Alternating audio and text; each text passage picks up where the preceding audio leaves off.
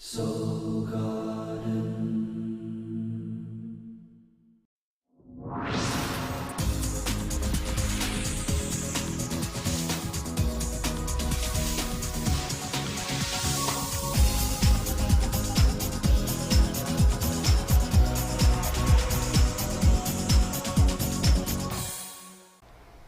Hello, Lunar Child, and welcome back to Soul Horoscopes Weekly Edition. I'm your host to the universe, Chrisotpher Witecki. Also, come on down to soulgarden.me, the most loving space on the internet. We're here to serve, we're here to nurture, and we've got 3 days of office hours now, Tuesdays, Thursdays, 11 Pacific, and now my show, Unite the Light, at noon on Friday. So come on down and rub crustaceans with us. Now it is your birthday period. Happy birthday, crabs, is the last I'm going to say. You're going to wrap up your birthday period for the remainder of the year. When you're a Cancer, you're working on two things during a birthday period: your egos, your defenses, your posture, your personality, your charisma, and your emotions, how you emotionally respond. Cancers have emotions fused with ego. And so when your ego steps up, your emotions step up. When your emotions step up, your ego steps up. And so a master, one who is really on top of it all, is one that can surf both together. And what we're trying to do is align the intentions of your emotional response system and the intentions of your personality and your ego and your defense needs. So far this month, we've looked at emotional contexts that don't serve you, ego defenses that don't serve you, wardrobe that doesn't serve you. Then we shifted into shopping for what may serve you. So you might have gone out and even changed your hairstyle or changed your look, and you were looking for the right response to certain stimulation. Then as we move into the third chapter last week, we were stepping into an emotional shui, trying a passionate step of combining the two. This week we wrap it up by stepping into a passionate shui, which is really where most cancers live all the time. In fact, if I had one criticism of cancers, it would be that you live in the passionate shui and you haven't always done the preliminary work of getting rid of the baggage and shopping. You just like to live in that passion, right or not, substantiated or not. But nonetheless, you know what I'm talking about. It is time to step into a passionate role where your emotions and your responses and your personality become one. This is where cancers are their absolute best. So as we start on Monday, there is a little bit of slippery slope. That's because Venus rules the day, which is pushing for peace to be restored, for giving and receiving to change as necessary to ensure peace. This is peace in your world, peace with your ego, peace with yourself, okay? It may be a weird journey because Mercury has retrograded over the weekend, so we're thinking inside out, basically.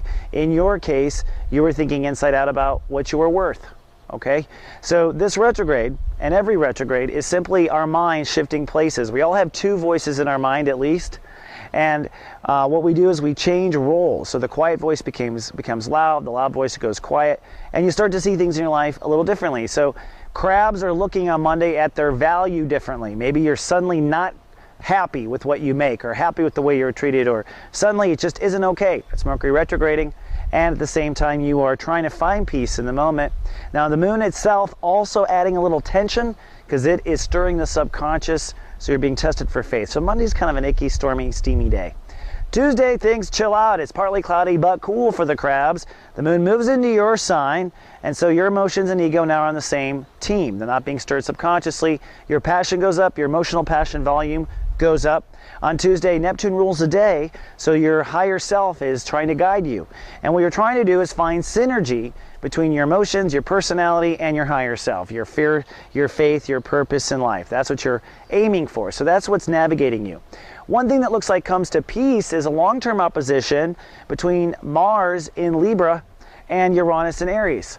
This is a tug-of-war in your own life that's been going on between your career ambition and your desire to have a strong, stable home family foundation, your desire to take good care of yourself. So whatever was in conflict probably will find peace in the next day or so. So you find that nice balance between career and home, and that of course frees you to be who you want to be in the moment and respond emotionally the way you want to in the moment. On Wednesday, it's time to lightcast. It's lightcast day. This is the most powerful day of the month to put our intentions into play with the universe. That's because the two primary ingredients of manifestation are in play together. I love the sun. I feel the moon. They come together in your sign. So loving and emotions and everything is all stirred and focused behind your ego intention and your emotional responses. So this is a day where you really are putting into play through passion the person you want to be and the way you want to emotionally respond both, and you're deciding, you're basically committing to a direction, at least until your next birthday in 2013. So like Castay galore. Then Thursday, time to act. Time to go ahead and act immediately on that new hairstyle or that new confidence or that new what you are and what you play and what you feel. Mars rules the day, so action is the time to move forward. Now we're also blessed, if you will, with a yod. This is God giving us the finger, right? And Pluto is the epicenter. Where's Pluto for you? Marriage and partnership. So what the universe is basically saying here is Jupiter, Venus, okay, which is the expansion of your inner faith, the moon and conjunction of Mercury and Leo, which is your feelings around what you're really worth, pour all that into what? Thinking or changing your mind or approach to marriage and relationships. That's right, you still don't have it right. But if you rethink, reconsider, or use your higher self or intuition to get to where your marriage partnership should be, or your philosophy of give and receive, because that's the same thing we're talking. A marriage is a high manifestation of simple giving and receiving with a human. But whatever the case is, the universe says, rethink your approach entirely, Crab, in order to open all this up, especially on Thursday. Then comes Friday.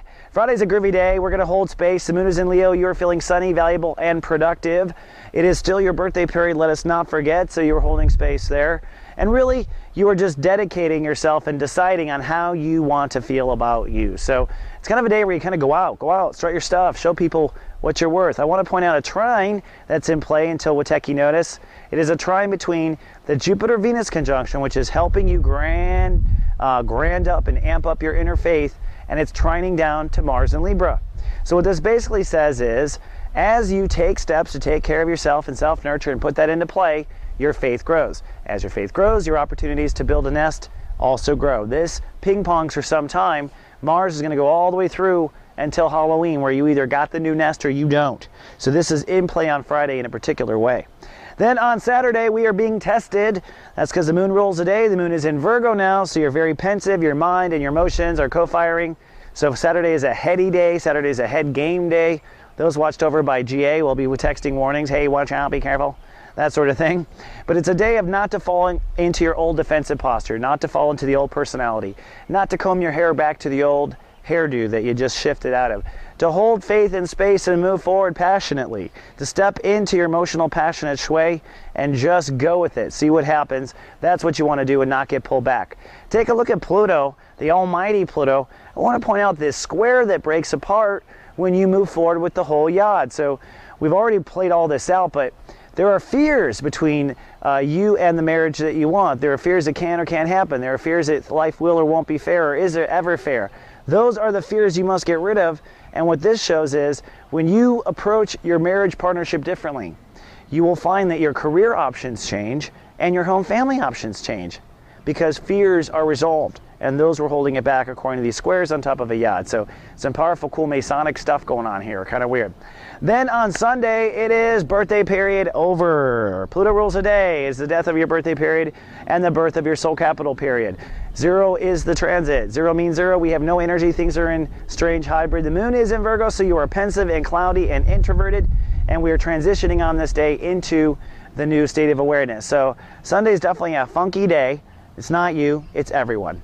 All right, Crabs, that's all I got for today and the 7 days, but I will see you in 7 more. Until then, happy birthday and live, love, be.